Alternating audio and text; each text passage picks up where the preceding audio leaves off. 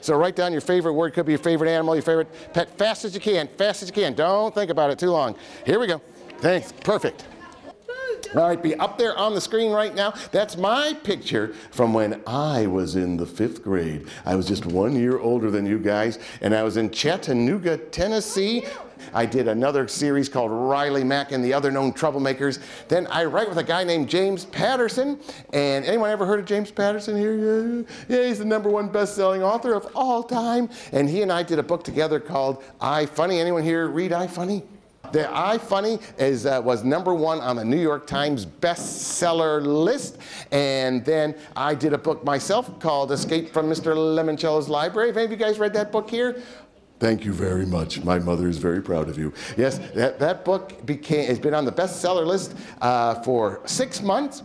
And it's on 26 different state book awards list. I can't remember if it's on one here in Kentucky or not. And then Mr. Patterson and I wrote another book called Treasure Hunters. You read that one? Yeah, Treasure Hunters, Danger Down the Nile. And we did another book together called House of Robots that came out in December. And then just this Tuesday, I wrote a book all by myself, and it came out called The Island of Dr. Libris. So that just came out. And before I wrote any of those books, I wrote for Jim Henson and the Muppets, and I wrote a made-for-TV movie that's called The Christmas Gift starring John Denver. It's still on every year, usually around 3 o'clock in the morning on the Hallmark Channel. And then I spent close to 20 years writing commercials. And I used to come down here to Louisville at least 3 times a month, and I did a bunch of commercials for Kentucky Fried Chicken and 7-Up and Dr. Pepper. And you know, I did some math this December, and I realized I've made my living as a writer for 30 years. And I haven't written anything today. I've just been on an airplane. So I thought, you know, I have to write every day. So I thought maybe together we would make up a story here. Does that sound like a good idea? Yeah. All right, we're going to make up a story right here in this library. The first thing we need if we want to make up a story, of course, are words, because everything a writer does starts with words. And you guys wrote me some words. I've got those words in my back pocket. As an author, I always like to have some emergency words standing by. And the next thing we need, once we have words, is we have to put them together and make a sentence. So I need you guys, I need some suggestions of sentences. Just any random sentence you want. Just keep it kind of short, like 5 or 6 words only. Yes, in the back, smiling. I love tacos. All right, put that up here. Oh. I love tacos. All right, that's good. And the next, who else has got a sentence for me about the same length or a little bit longer? I'm way in the back. Yes, you. You love cats? Me too. I've got 3 of them. Oh, that's the sentence, right. Okay, I love cats. All right, we got that up there. That's really good. All right, now the next thing we need, I got 2 sentences. That's all I needed. I've got 2 sentences right now. The next thing we need, if we want to tell a story, of course, is an idea. And last year, I visited, I think it was 60 schools in person, and I did 100 Skype visits with schools. And the #1 question I get asked is, where do you come up with your ideas? Now, usually, I see something that's a little bit out of the ordinary, a little bit different, because nobody wants to read stories about ordinary people doing ordinary things in an ordinary way. So you're always looking for things that are just a little bit out of the ordinary. For instance, I went on a school visit. I got the idea, the whole idea for Escape from Mr. Lemoncello's Library came from this school I visited in Brooklyn, New York. And that's what all the schools in Brooklyn kind of look like. They're like 3 stories tall. We don't have a lot of space to go sideways, so we have to go tall. 3 or 4 stories tall, made out of red brick. It's been there probably since 1930 something, so it's pretty old. And so far, it looks like all the schools in New York City look. So there's nothing ordinary. I'm not going to make up a story about that. But then I went upstairs to where I met the kids, and they had this brand new library with solid oak bookcases. They were gleaming, they were filled with books. There were these incredible light fixtures and murals all over the place. And I said to the librarian there, I said, how did you guys get this incredible brand new library? And the librarian said, a very generous benefactor donated it to us. So that day, on the subway ride home, I always carried little note cards and little pens with me. I wrote down, what if a very generous and somewhat loony bazillionaire donated a library to the town where he grew up. And then the town bulldozed down their library 12 years ago. And then all the kids who were 12 years old had never had a public library in their life. And then the bazillionaire made his money designing games. And then he has a great library lock-in where he invites all the 12-year-olds to come in. And then they spend the night and have a lot of fun. And then they wake up the next morning and the door's still locked. And then he says, who wants to play a new game? And then, you get the idea? If you want to write a story, all you got to do is say, what if, and then say, and then, and then, and then, over and over again. It's like if you took a rock and you dropped it into a pond and watched the ripples go out from it. That's all you need to do to write a story. I read a lot of stories from people your age, and you guys are dropping rocks all over the place. Like there was a bazillionaire who made a library, and then zombies attacked, and then like this. You just need one idea and watch the ripples go out. It's a lot like, I remember when I was in kindergarten, I would come home and my parents would say, did anything happen at school today? And I'd say, well, not really. Joey hit Johnny, and then Johnny started crying, and then the teacher called the principal, and then the principal came to the room, and then Susie took a booger out of her nose, and then she flung it across the room, and then she hit the principal in the eye, and then he started crying. So just go back to being your kindergarten self, and you can tell a story, you can write anything. Just say what if, and then, and then. But sometimes, you know, my ordinary life is such that I don't see things that are out of the ordinary enough. And when that happens, I go to the tubes of the interweb and I look for a picture like this right here. Is this something you guys see every day? No. No. You do. Do you live near a nuclear power plant? I'm just asking. I'm just kidding. There's always one kid who says, yes, I've got squirrels skiing in my backyard, and I just want to know what you're putting in your bird feeders. All right, seeing a squirrel who goes water skiing is not something you see every day. So we could say, what if there was a squirrel who liked to go water skiing? And now if you guys help me out with a few story elements, I think we can make up a story about this squirrel. Oh, by the way, I write fiction. Does anyone here know what fiction is? What's fiction? Yes? Make up. It's made up. It's not true. It's telling lies for fun and profit. So when I ask you guys for a suggestion, you can tell me anything. There is no right or wrong answer. Okay, the first thing we need is, he'll come back in a second. I pushed the wrong button. The first thing we need, oh, here we go. The first thing we need, I'm out of range, is some information about our protagonist. Does anyone here know what the word protagonist means? It's a big word, protagonist. Anyone know what protagonist means? No. The protagonist in a story is the main character. He or she is the one the story is going to be all about. So this squirrel is going to be our protagonist. And what can you guys tell me about this squirrel? Does he have a name? What kind of personality does he have? Yes? He's fluffy and skinny, and does he have a name? Bob? Okay. Bob. Fluffy and skinny, all right. Now, the most important, I gotta go right back here, must stand here. The most important question any writer has to ask when they're writing a story is, what does my main character want more than anything in the world? Like when I wrote Escape from Mr. Lemoncello's Library, I knew that Kyle Keeley wanted to win more than anything in the world. What does Bob, the fluffy squirrel, want more than anything in the world? Yes?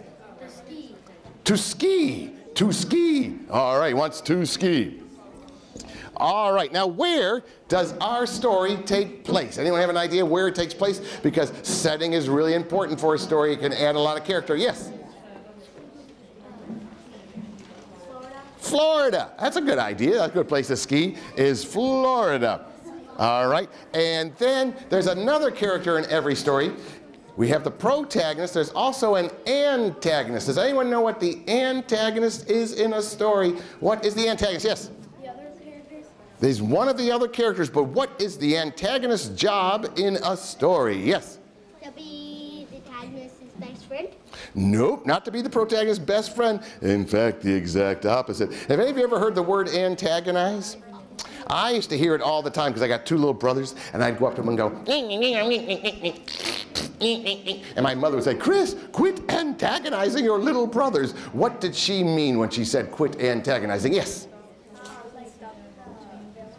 The villain, quit being, well, to antagonize means to annoy, to bother, to jump in the face of someone. And that's what the antagonist's job in any story, typically they're the villain, is to try to stop the protagonist from getting what they want. So who's going to come into our story and try to stop Bob the fluffy but skinny squirrel from getting his dream of skiing? Who's going to stop him? Yes? The cat, what's the cat's name? Furball. Furball, okay. Furball the cat. All right. And why does Furball want to stop the squirrel? Why? Because always these villains, these antagonists, they have reasons for everything they do. They don't just sit around saying, I'm going to be evil today. Why? Why does Furball want to stop the squirrel? Me? Yes, you. Because when they were in Bob took Furball's peanuts. Okay, good. See, you got it. That's good. I never knew a cat who liked peanuts, but all right. Bob took Furball's peanuts. All right. I think I've got everything I need to tell you guys a story. Where did I put my little clicker thing? I put it somewhere. Oh, dear. Where did I put it, that thing? Hold on a second. I'm like falling apart here. Could you push my button back there, somebody? I lost my little clicker. Anyone see my remote? Where did I put it? Oh, here it is. I found it. Okay. Thank you. Got detectives here. I put it over there. All right. So, yes, what we need now, all I need, of course, is a little imagination. All right. We're going to do questions in just a little bit, Mr. Red Shirt. You can put your hand down. I'm all done getting stuff. I just need everyone to be a little more quiet. You ready?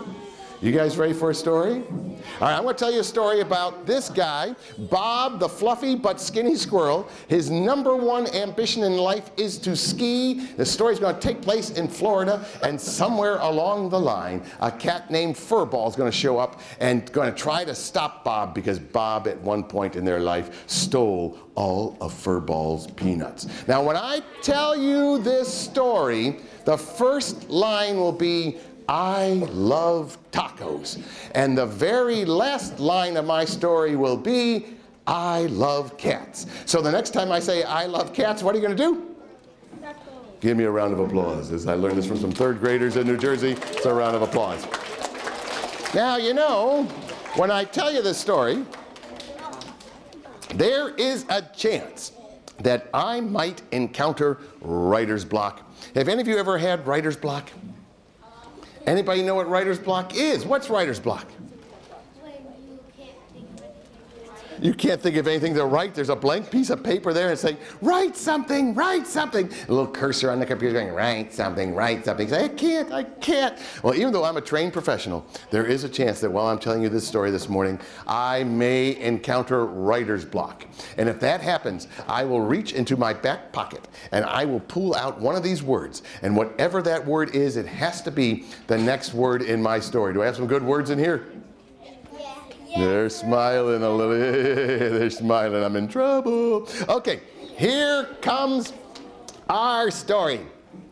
I love tacos, said Bob the skinny squirrel. I love tacos almost more than anything in the world. I like tacos topped with peanuts and acorns. I like to sprinkle them on there with a little salsa and just eat them in my tree. But lately, if I am being honest with all of you, I have felt something missing in my life. I have felt the need for speed. I need to be out there moving fast. I need to put wooden slats on my feet and just go skiing. Because here in Florida, I've seen all the humans skiing, and they look like they're having so much fun. They all look like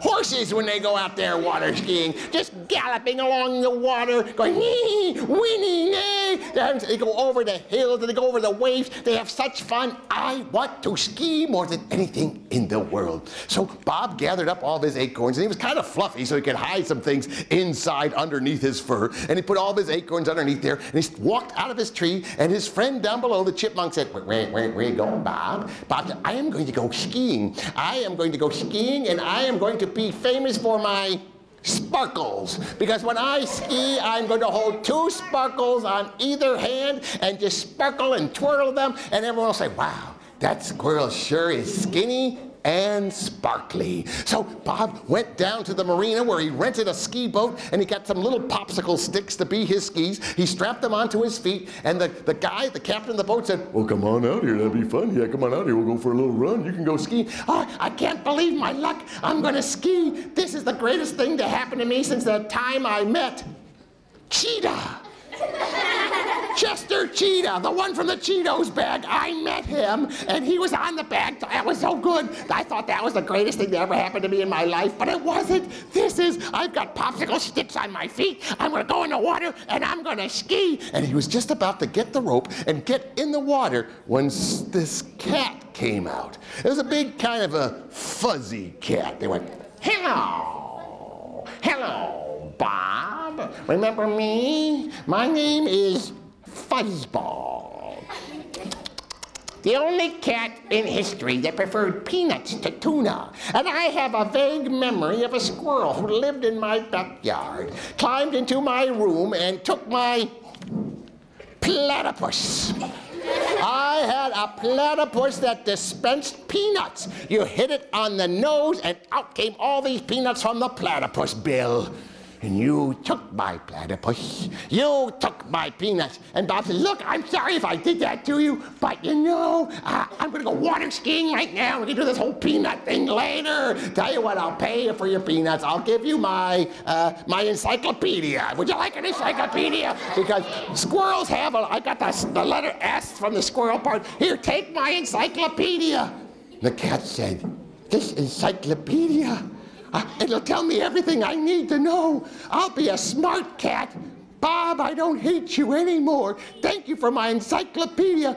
Would you mind, can I drive your boat? And Bob the squirrel said, of course you can, cat. Get in there with the captain and give it all you got. Because you know what? I love cats. The end. Oh, thank you very much. Thank you very much. So, that's right, a round of applause. I forgot to tell you guys that before I did any of that writing, I spent 5 years doing improvisational theater in New York City. We had a guy named Bruce Willis who was in our troupe, and Robin Williams, whenever he was in town, he would jump up on stage and do scenes. So there he is, that's Robin Williams with me in the background there. And when you do improv, you can create anything if you just say yes. If you take that word that comes up, or whatever idea that comes into your head, and say yes and build on it, you can make a scene out of almost everything. And when I write, that's what I do. And this is the advice I give to all young writers. If you want to write, give yourself permission to write a really bad first draft. The first draft is just for you. You need to get it down on paper, don't edit yourself, let it flow, then go back and make it better. How many of you guys rewrite every paper you turn in here in school? And how many of you are telling me the truth right now? Really, you rewrite stuff? I didn't learn to do that till I got to journalism school in college. But the secret to all writing is rewriting. Like, you guys know Charles Dickens, right? You've heard of him? Yeah. Wrote a book called A Christmas Carol. Well, in New York City, where I live, every December, there's a library that wheels out Charles Dickens' original, handwritten first draft manuscript of A Christmas Carol, and that's what it looks like right there. You see all those black squiggly marks there? Anyone know what's going on? Yes.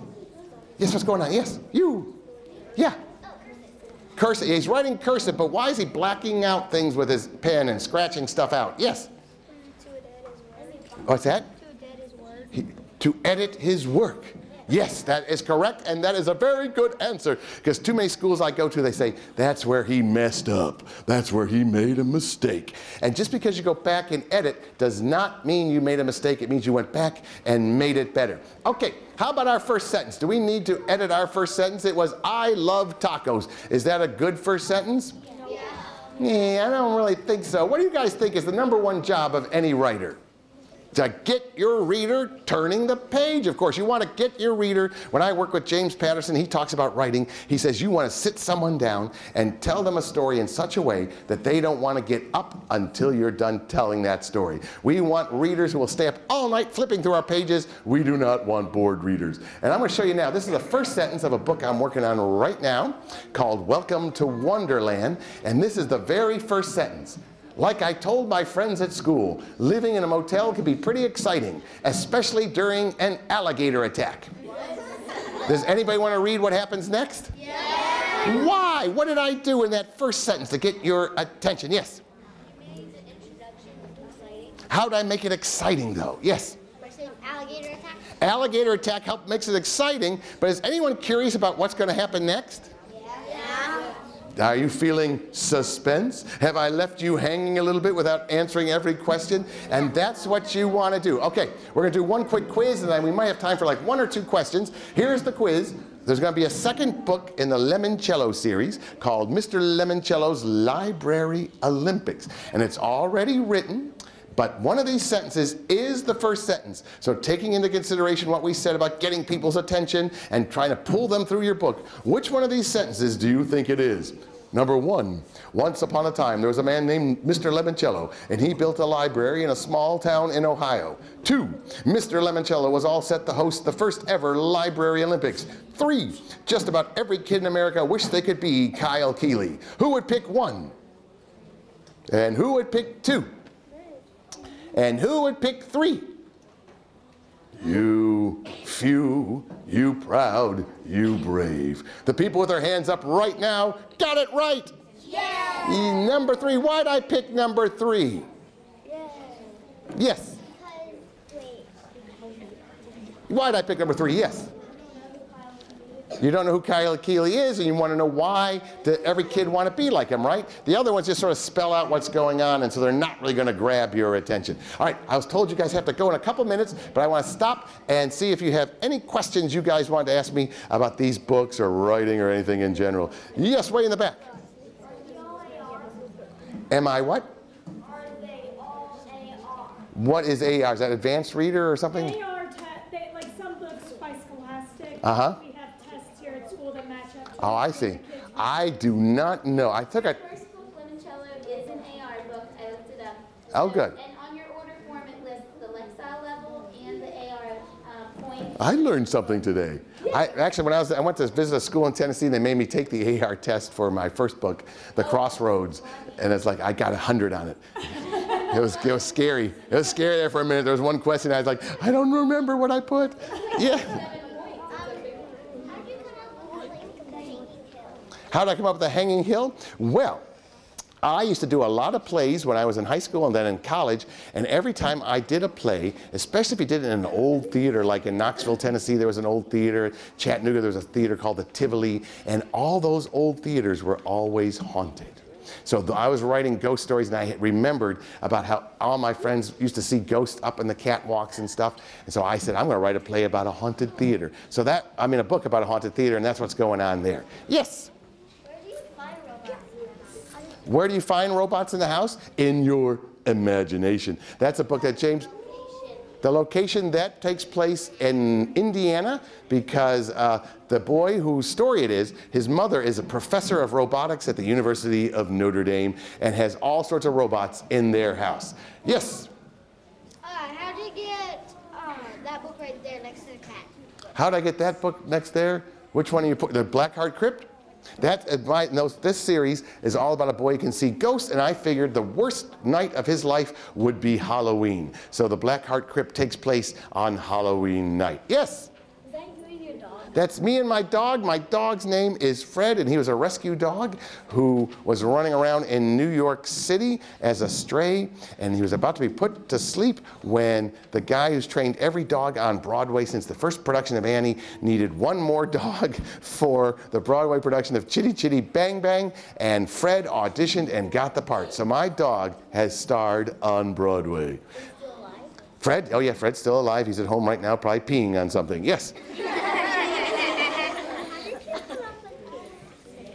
How did I come up with Curiosity Cat? In the book, The Hanging Hill, when they go to the haunted theater, they're doing a play, and that play is called Curiosity Cat.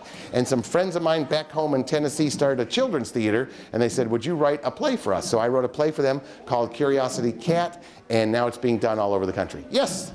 I have a question, because all of our third graders are getting ready to write a narrative short story, and their character in their story has to also go through the life cycle. All right. It's an animal, so they're going to be telling a fiction story, but they have to take what they know about life cycle. Do you have any advice for them on how to kind of take some real facts and put it into a fiction story? I do that all the time. Like, I do lots of research, and what you want to do is when you write your stories, you want to make it very believable. So the best way to do that is to put all sorts of facts in it. So, and you have to do it in a way where you don't put in too many facts, because I don't know if this is the way you're supposed to do these narrative things or not, but you want to write a story in a way that someone wants to read it. And the parts, what you always want to do is leave out the parts nobody wants to read. So I might be wrong here, and I might get a bad grade on my test, but I would only put in the facts that you need to tell your story. Because if you put in too many facts, it's just like this laundry list, and people will take a snooze and fall asleep. So if the object is to be narrative and tell a story, do you guys like stories with lots of facts in them? Yeah, that's a lot of fun, isn't it? But on the other hand, if you take facts and you twist them around, like this new book that just came out, The Island of Dr. Libris, I have a boy in there that when he reads, whatever he reads comes to life on an island in the middle of the lake. So I did some research on some science. Did you know that your brain creates something called theta waves whenever you are having a creative thought? So I based my science is that this boy generates more theta waves than anyone else, and this crazy Dr. Libris has found a way to catch those theta waves and turn them into actual projections on the island. So there's a lot of science underneath it, but it's just so people go, yeah, that makes sense, that could probably happen. So that's my advice, is don't put too many facts in. I just got an F on my paper, didn't I? Yes. I don't know if I believe in ghosts, but I love reading ghost stories. I've never seen a ghost, but it's funny. When I wrote ghost stories, I went to a lot of schools and talked to kids, and the younger the kids were, the more they had seen ghosts. So I started getting this whole theory that we all come from some place where we're all going, and when you're young, you still are more in touch with the spirit world and stuff. So everybody I talked to in like 2nd and 3rd grade, they'd seen ghosts all the time. Yes?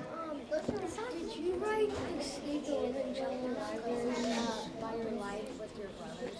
Yes, very good.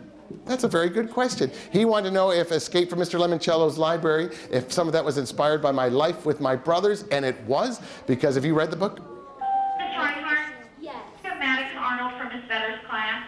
we do. Please send it to the office really quick. Okay. Really quickly, here he goes, off he goes. So I had 2 older brothers, and I could never beat them at anything unless we played board games. And Kyle Keeley in the book can't beat his big brothers at anything unless they play board games. So that came out of my own life. Yes. Yes.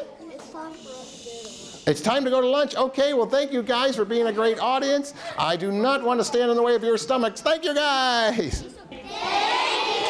Okay. We're muddlers. Give myself a mustache.